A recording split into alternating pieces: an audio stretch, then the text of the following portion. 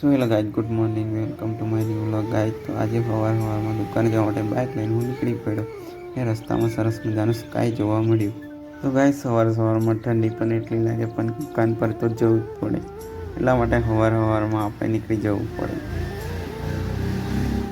ને રસ્તામાં મને મારા ફ્રેન્ડ જોવા મળ્યા. સવારમાં ખબર નહીં શું કરતા હશે, એક ગાડી લઈને ઊભા હતા ત્યાં આગળ. એમનું કંઈ અલગ જ રિએક્શન હતું, જોજો. હા ભાઈ, કરણભાઈ નીકળ્યા આપણા.